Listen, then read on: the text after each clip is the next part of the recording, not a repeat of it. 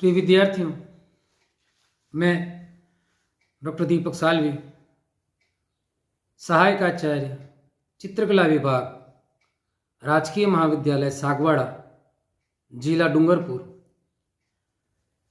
प्रिय विद्यार्थियों, हम इस कोरोना काल के समय इन ई व्याख्यानों की श्रृंखला में हम प्रत्येक नए ई व्याख्यान में आपके पाठ्यक्रम से जुड़े हुए नए ई लेक्चर के साथ में हम नए टॉपिक के साथ में हम वार्ता करते हैं, बात करते हैं। तो इन ई व्याख्यानों में जो आपका फीडबैक आता है कि आप इनको अधिक से अधिक देख रहे हैं, समझ रहे हैं, आपकी जो कोई प्रॉब्लम्स है वो मेरे से आप शेयर करते हैं तो अच्छा लगता है।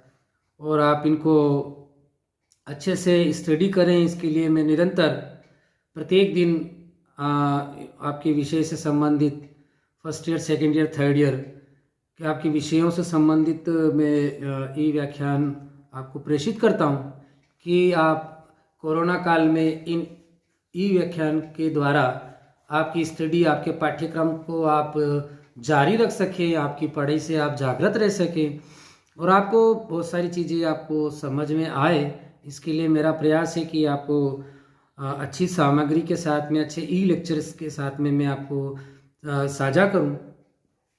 तो प्रिय विद्यार्थियों, परिप्रेक्ष्य के बारे में बात करेंगे। इससे पहले कि ई लेक्चर्स में मैंने आपको कंक्लूजन करते हुए अभी तक जो पहले के जो ई लेक्चर्स पढ़ाए थे उनको मैंने संक्षिप्त में समझाने का प्रयास किया है कि हो सकता है कोई चीज़ आप लोगों को समझ में नहीं आई हो, तो मैंने उसके लिए मैंने 2-4 ई लेक्चर, 5 ई लेक्चर मैंने आपको रिवीजन कराए थे जो अभी तक मैंने अभी इन पाठ्यक्रमों में मैंने बताए थे। तो इसी परिप्रेक्ष्य में, इसी संदर्भ में आज नए ई व्याख्यान जिसका शीर्षक है परिप्रेक्ष्य, आपकी कला के मूलभूत तत्वों के अंतर्गत परिप्रेक्ष्य की बात की, तो परिप्रेक्ष्य के बारे में हम आज स्टडी करेंगे। Perspective, PERSPECTIVE, perspective. तो पर्सपेक्टिव के बारे में हम बात करेंगे। तो इसकी परिभाषा मैंने बताई, आपको बता रहा हूँ कि परिप्रेक्ष्य या क्षयवृद्धि वह सिद्धांत है जिसके द्वारा द्विआयामी चित्रभूमि पर त्रिआयामी प्रभाव उत्पन्न करने से है।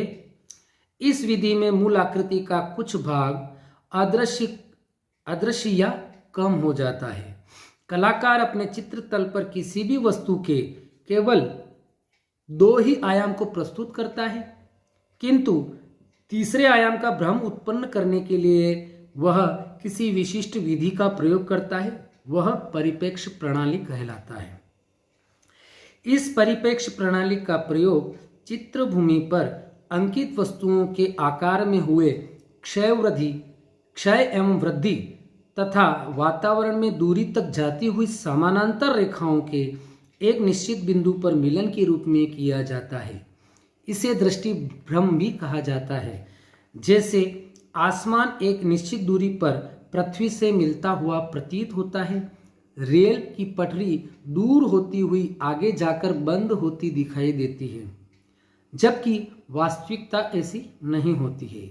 कलाकार इसे दिखाने के लिए दूर की वस्तु को छोटा तथा पास की वस्तु को बड़ा बनाता है और वास्तविकता का भ्रम उत्पन्न करता है।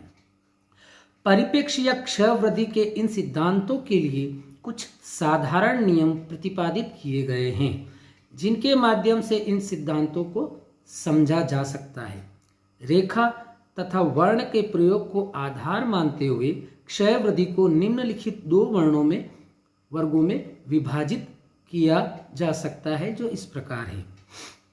रेखीय क्षयवृद्धि, लाइनर पर्सपेक्टिव। इसके अंतर्गत रेखा के माध्यम से वस्तु को व्यक्त किया जाता है, जिसमें वस्तु के निकट व दूरस्थ या रूप की दृष्टि के निकट एवं दूर के भागों में आकारगत परिवर्तन और आकृति के रूप क्षय को रेखीय परिप्रेक्ष्य के आधार पर दिखाया जाता है, जिसमें पृष्ठगामी समानांतर रेखाएं एक निश्चित बिंदु पर कोण बनाती हुई प्रतीत होती है। यही रेखीय क्षय वृद्धि कहलाती है। वातावरणीय क्षय वृद्धि, एरियल पर्सपेक्टिव, पहले था लीनियर पर्सपेक्टिव, दूसरा है एरियल पर्सपेक्टिव। दूर से जाती हुई वस्तुएं धुंधली व छोटी दिखाई पड़ती है। आकृति में आने वाला यह अंतर उसके रंग वर्ण पर भी प्रभाव डालता है। जैसे दृष्टि के निकट के रंग अथवा वर्ण प्रखर मतलब तेज व गर्म रंगतों में क्रमशः दूर जाते हुए वृक्ष समूह, पर्वत धुंधले व ठंडी रंगतों में दिखाने से वातावरणीय क्षय वृद्धि का प्रभाव उत्पन्न होता है। अदृष्ट बिंदु, वेनिशिंग पॉइंट, परिप्रेक्ष्य प्रणाली में क्रमशः दूर होते जाते आकारों के विस्तार में क्षय अथवा न्यूनता आ जाती है। उदाहरण के लिए सीधी सड़क, रेल की पटरी इत्यादि जो दूर जाती हुई एक निश्चित बिंदु पर मिलती हुई प्रतीत होती है, इस बिंदु को अदृष्ट बिंदु कहते हैं। अदृष्ट बिंदु के बारे में हम स्टडी कर रहे हैं, वेनिशिंग पॉइंट के बारे में हम बात कर रहे हैं। अदृष्ट बिंदु के आधार पर परिप्रेक्ष्य के निम्नलिखित रूप प्राप्त होते हैं। समानांतर परिप्रेक्ष्य, यदि किसी आकृति का सम्मुख भाग चित्र तल के समानांतर हो तथा दृष्टि रेखा उसके मध्य से गुजरती हो तो इसे ही समानांतर परिप्रेक्ष्य कहते हैं। समानांतर परिप्रेक्ष्य में आकृति के सामने के तल समानांतर होते हैं। इसे एकल बिंदु परिप्रेक्ष्य भी कहा जाता है। कोणीय परिप्रेक्ष्य, जब किसी आकृति के दोनों भाग चित्र तल के समानांतर स्थित न होकर कोई कोण बनाते हो तो इसे कोणीय परिप्रेक्ष्य कहते हैं। इसे अदृष्टि बिंदु की एकाधिकता के कारण दो भागों में बांटा जा सकता है, जो इस प्रकार है। द्विबिंदु परिप्रेक्ष्य, जब चित्र तल पर वस्तु कोणीय स्थिति बनाती हुई क्रमशः आगे जाते हुए संकुचित होकर विपरीत दिशाओं में दो अलग अलग अदृष्ट बिंदुओं पर मिलती है, अतः दो अदृष्ट बिंदु होने के कारण इसे द्विबिंदु परिप्रेक्ष्य कहते हैं। त्रिबिंदु परिप्रेक्ष्य, यदि वस्तु का कोई भी तल चित्र तल के समानांतर न हो तो ऐसी रेखाएं क्रमशः संकुचित होते हुए तीन भिन्न अदृष्ट बिंदुओं पर मिल जाती हैं। आधुनिक चित्रण में आकारों के वैज्ञानिक क्षय वृद्धि के रूप को अक्षरशः पालन नहीं किया जाता, वरन परिप्रेक्ष्य के आभासात्मक स्वरूप को ध्यान में रखकर चित्रण किया जाता है। अतः आकृति के क्षय वृद्धि के आधार पर नंदतिक दूरी का प्रभाव उत्पन्न करने को नंदतिक क्षय वृद्धि कहा जाता है। भारतीय लघु चित्रों तथा अजंता के भित्ति चित्रों में इसी नंदतिक क्षय वृद्धि का प्रयोग किया जाता है। अजंता के माता पुत्र नामक चित्र में यशोधरा व राहुल की आकृतियों की तुलना में भगवान बुद्ध की विशाल आकृति इसका सर्वोत्तम उदाहरण है। रचनाकार चित्र रचना में क्षय वृद्धि का आभासात्मक प्रयोग निम्न विधियों के माध्यम से भी करते हैं। बाह्य आकृतियों का आच्छादन, यह त्रिआयामी प्रभाव उत्पन्न करने की सबसे सहज विधि है। रूपाकारों के कुछ भागों को एक दूसरे के पीछे बनाने से उनके आच्छादित होने का आभास तथा अंतराल की गहराई का पता चलता है। छाया प्रकाश, विभिन्न वस्तुओं को एक निश्चित दिशा से आता हुआ मानकर उसी के अनुरूप चित्रण करने से छाया प्रकाश व वस्तु की प्रतिछाया का अंकन, जहां एक और वस्तु के रूपांकन में स्वाभाविकता का समावेश करते हैं, वहीं वस्तु के घनत्व का भी आभास देता है। सहायक अंतराल का प्रयोग,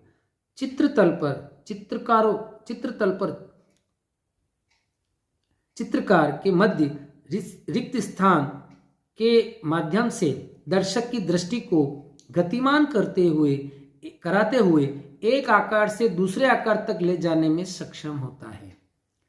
निर्देशक रेखाओं का प्रयोग, चित्रभूमि पर अग्रभूमि व पृष्ठगामी प्रभाव उत्पन्न करने के लिए निर्देशक रेखाओं का प्रयोग किया जाता है, जो दृष्टि को गति देकर अग्रभूमि से पृष्ठभूमि पर ले जाते हुए स्वतः ही अंतराल में गहराई का आभास कराती है।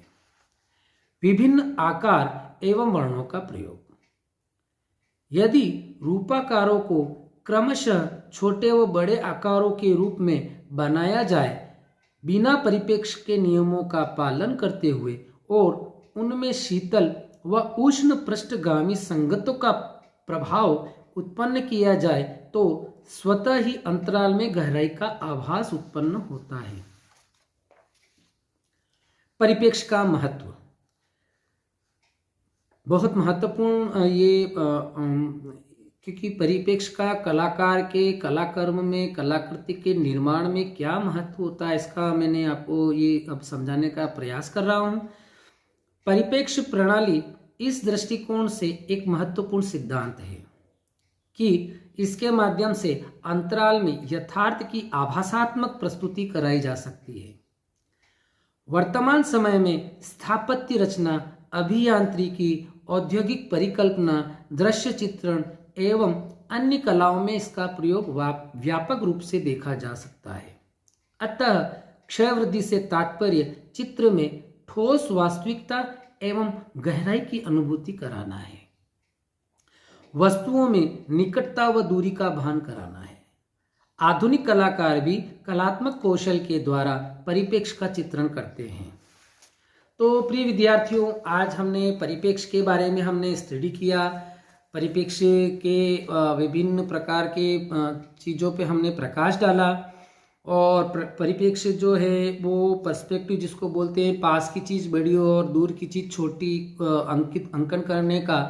तो चित्रकार को अपने चित्रतल पर परिप्रेक्ष्य का विशेष ध्यान देना चाहिए कि कौन सी कृति को आप हाईलाइट करना चाहते हैं, कौन सी कृति के आप बैकग्राउंड को कैसा बनाना चाहते हैं, जिससे कि दर्शक की जो दृष्टिपथ है, दर्शक का जो दृष्टिपथ है वो किस प्रकार से आपके चित्रों को देखेगा, किस पे नज़र पहले दर्शक की सबसे पहले नज़र किस पे पड़ेगी, फिर किस पे पड़ेगी।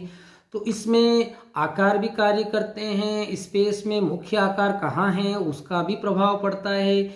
मुख्य आकार का रंग कौन सा है और सहायक या गौण आकारों का रंग कौन सा है, उसके आकार कौन से हैं, वो चित्रतल पर किस जगह पे चित्रकार ने बनाया है। तो ये चित्रकार को बहुत सारी चीज़ों का ध्यान परिप्रेक्ष्य को ध्यान में रखते हुए करता है।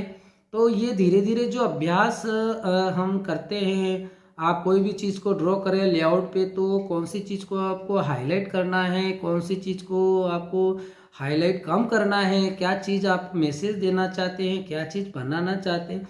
तो ये परिप्रेक्ष्य का बहुत बड़ा योगदान रहता है। परिप्रेक्ष्य को आपको समझना चाहिए। आपको दिन प्रतिदिन आपको कम से कम 2 से 4 लेआउट आपको बनाते रहना चाहिए, कंपोजिशन के सेंस से, क्रिएटिव डिज़ाइन के सेंस से, जिससे कि आपको बहुत अच्छे तरीके से सारी चीज़ें समझ में आएगी। और करत करत अभ्यास जो आपने कहा है कि एक बार practice is makes man perfect, तो प्रैक्टिस करते रहे निरंतर। चित्रकला चूँकि प्रैक्टिकल सब्जेक्ट है, इसमें आपने जितना ज़्यादा आप हैंडलिंग करेंगे, जितना ज़्यादा आप प्रैक्टिस करेंगे, तो आपको निसंदेह आपको थ्योरेटिकल पार्ट के साथ साथ में प्रैक्टिकल पार्ट भी साउंड बनेगा, बहुत अच्छा बनेगा।